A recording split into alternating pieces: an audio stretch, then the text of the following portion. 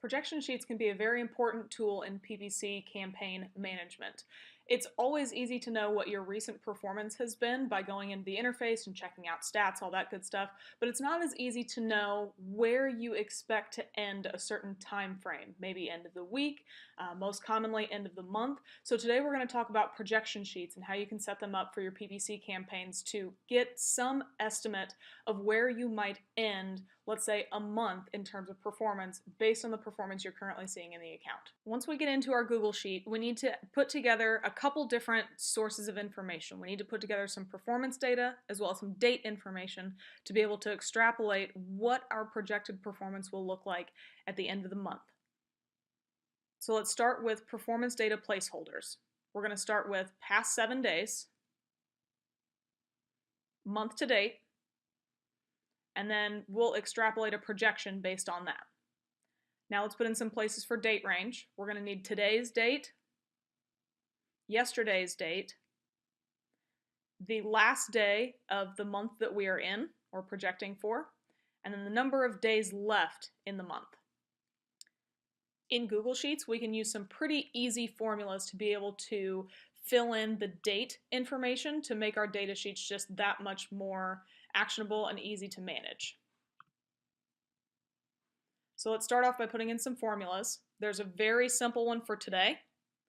You just type in equals today and then open and close bracket. Now yesterday, unfortunately there's not a formula for it, but you can pretty easily just type in equals, click your today cell, -1. Pretty simple, right? So now month end is a little bit different. We're going to need to put in equals EO month. It's going to be end of month, but we need to be able to actually build a formula. So you'll see that in the formula builder, it starts off with start date. You can easily just click your today cell. That way it knows that you want it to be this month that you're looking for the end of, right? You then hit comma, and then the second part of the argument is how many months out you want to extrapolate. In this case, I'm going to put in 0 because I want it to be January, but if for some reason you want it to extrapolate to the end of February, you can easily take that away, add a 1, and you'll see that it shows up as February 28th, 2019 is the end of month. But again, for today, we want to just do January, so we're going to put in 0.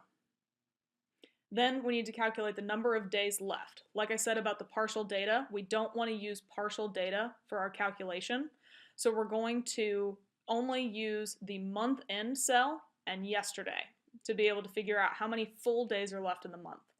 So to do that, we're going to pop in here, we're going to click equals, and then put in end of month minus yesterday. And that shows that there are 8 full days left in the month of January to be able to extrapolate based on performance.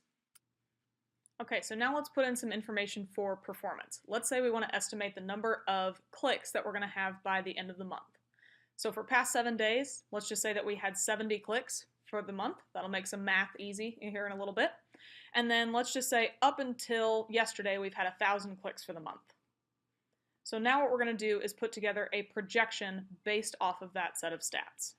So what we're going to do is we're going to start off by finding the average performance for the past 7 days. So we're going to take 7 days divided by the number of days, which is 7. Pretty simple, right?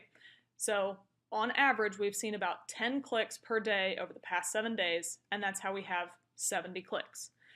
What we need to do is be able to use that to extrapolate for the remainder of the month. We're going to assume that the last few days of the month are going to look similar to the most recent days that we've seen. So we're going to take that number and multiply it by the number of days left in the month. You'll notice that that popped up and showed that we had 80 estimated clicks because we took 10 times 8 to give us 80, right? So then what we need, that gives us what we are extrapolating for the end of the month. So what we need to do is add that to the performance that we've already seen so far this month to basically get before and after. And once we do that, we're able to come up with this 1,080 clicks. The best part about this formula is that we can actually use it to extrapolate any number of different stats that you have in the account.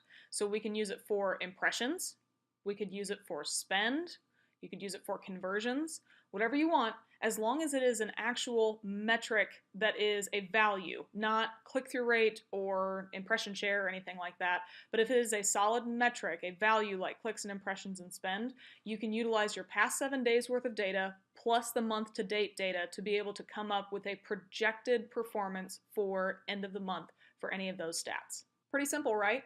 With just a couple different pieces of performance data as well as some pretty easy formulas around dates, you can easily start to extrapolate what your performance will look like at the end of a date range based on recent performance. Now, this is just a projection, a forecast, an estimate, if you will, but it has some foundation in recent performance. So it's a little bit better than just sticking your finger out the window and hoping you can figure out what your performance will look like at the end of the month.